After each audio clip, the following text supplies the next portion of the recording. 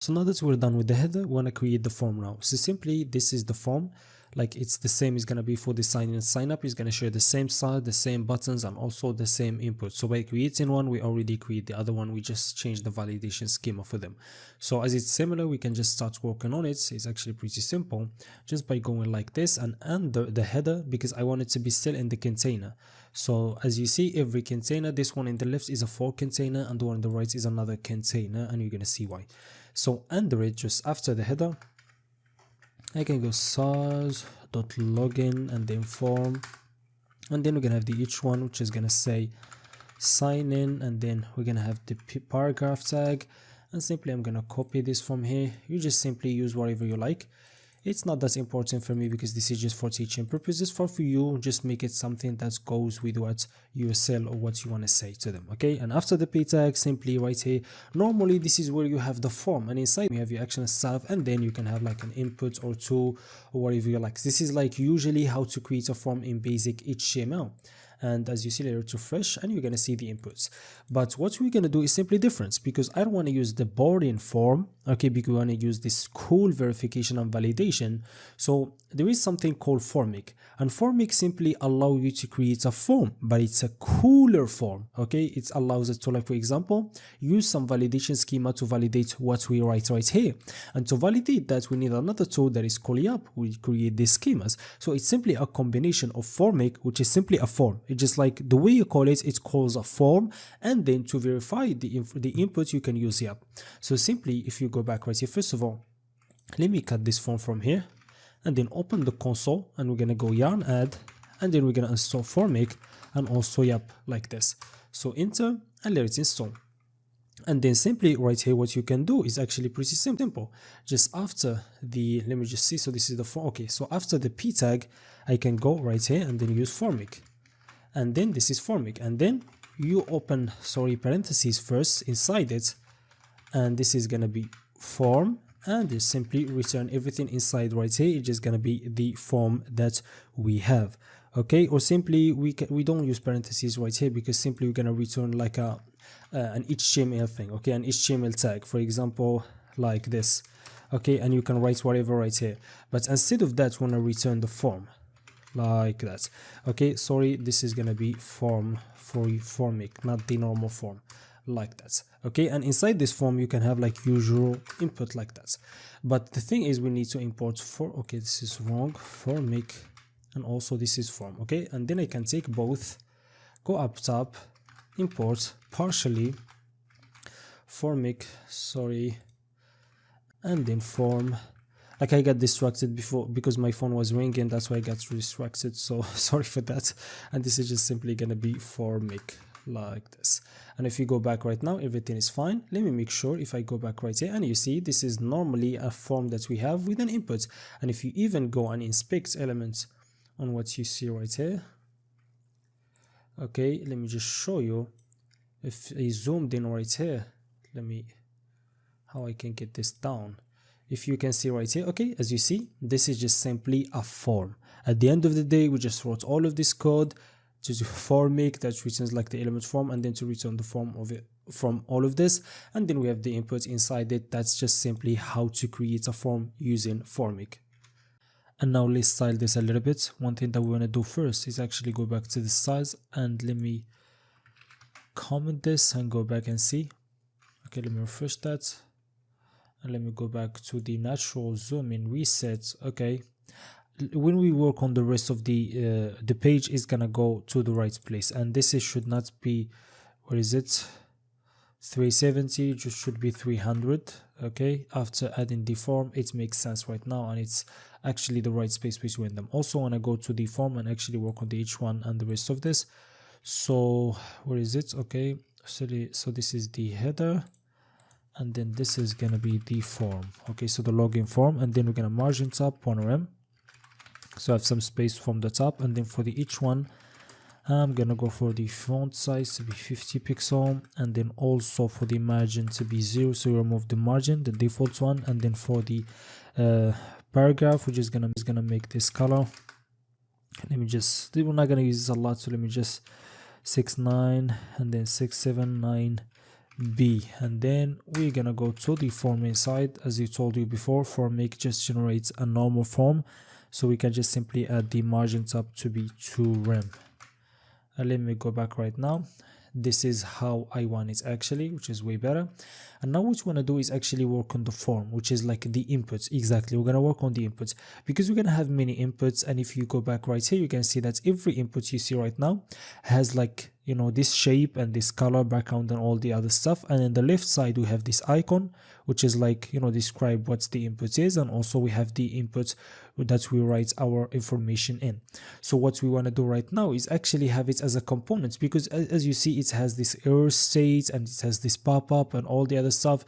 So it makes sense to have it as its own component. So we're going to take this component and we're going to call it, for example, and then whenever we need it, we're going to just pass the information that we need, like for example the icon, and then the information that we have right here, and then also the type of error that's going to show, and the for make validation, yep, scheme validation. So that component is going to contain everything that we need to do. So let's do that.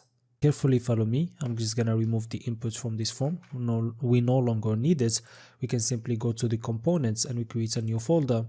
It's like this folder is gonna be for the custom elements that you have. So you can have it like for buttons, inputs, forms, all the other stuff that's gonna be custom, and it's gonna be a lot, especially when we work on the admin dashboard. But you can like categorize it, so you can go inputs, and this is for the inputs and buttons and other stuff. So for the inputs, I'm just gonna go like, I don't know, login input. And then inside this, I'm just gonna have the index.js, then RFC. Let me remove the imports, we don't need that. Let's call this, for example, login input. Let's call this also login input. And then we need the styling files. So this is gonna be styles.module.css. And then go back right here, and then let me close that. And here we need to import that. So import styles. I feel like you already know that. Styles.module.css. And then in the sign we're just gonna call it inside the form. So this is called login input, like that. And if we go back right here, okay, as you can see right here, we have the login input. And what I can do is simply go back to the index.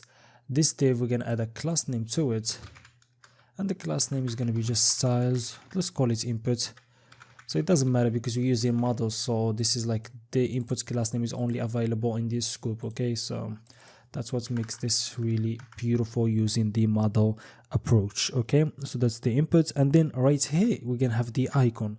So we have a lot of different icons. For example, is gonna be like, for example, by user, and then let me just import that. So let's just show you. And then from, and it's gonna be React icons, and then /bi, and save and go back, and you can see the icon right here. But it's gonna be different because, as you see right here, for example, it could be the email or the password or any other, you know, type of icon we have. So maybe we can show that depending on the type that we will pass right here. For example, we're gonna get many data, so maybe for the data we're gonna use the icon, and depending on the icon that we're gonna pass, we can show depending on that. For example, if I go back right here and I see the icon is gonna be, for example, should be just a text. Let me just make sure. So okay, so this one is gonna be the icon for the email. Okay, and then we can just simply start testing right here. So if the icon equal user, then we're gonna show this. Else we're gonna do an inclusive test. We're gonna test again. So then if icon is equal to email, then we're gonna have the email icon, which is, let me just see, what is it? Okay, so let me just make sure. So it's called SEMNU. This is actually annoying, and this is T, and then emailer, like that. So let me just see if it's, then else we have nothing, but let me just see if this is all right. So email should be the email one. Oh, it doesn't show because we need to import it if it's actually right first. So this is from SI. Let me just see. Okay, refresh this. Okay, I'm getting the name wrong, so let me just see. It's a minute emailer. Okay, I don't know what's actually wrong. So if you call email and then right here we paste it as the icon equal email, so it should be saying this. Okay, let me just go right here. Else before doing that, also we need to add another test. So if the icon equal, let's see, password, then then this is gonna be nothing. But if it's the we pass the password, is gonna be IOKey outline. I feel like this is pretty easy. So the problem was right here. Let me just import this first because I know what the problem is, to be honest with you. So this is gonna be IO, yeah, 5. That's the right one, and this should be the S like this, uppercase or capital. So let me see.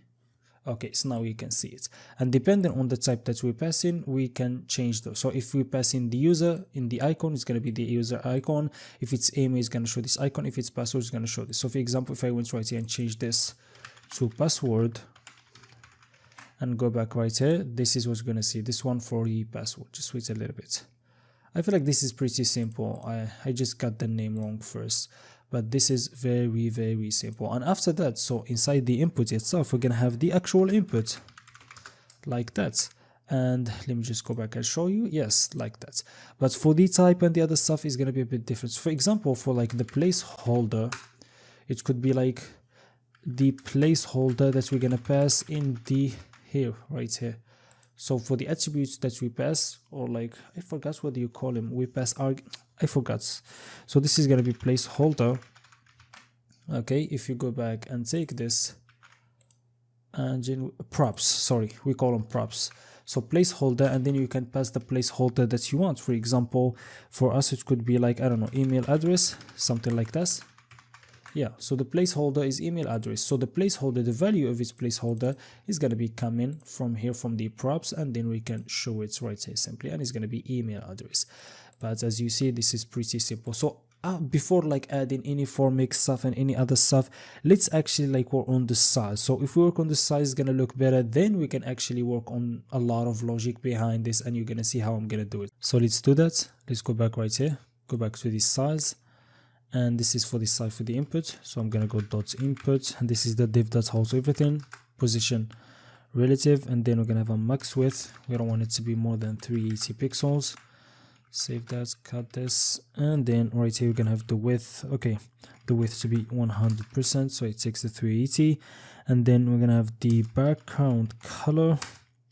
Okay, this color, I don't know if we have it. Let me just make sure in the base. Okay, so that's kind of a different color, so let me just have it F0, F0, F0. It's kind of gray, but it's not the main gray that we are using. And then for the margin, it's going to be 10 pixels, top and bottom, right and left 0, and then for the height 5 pixel, and then the border radius is gonna be 55 pixel, like that.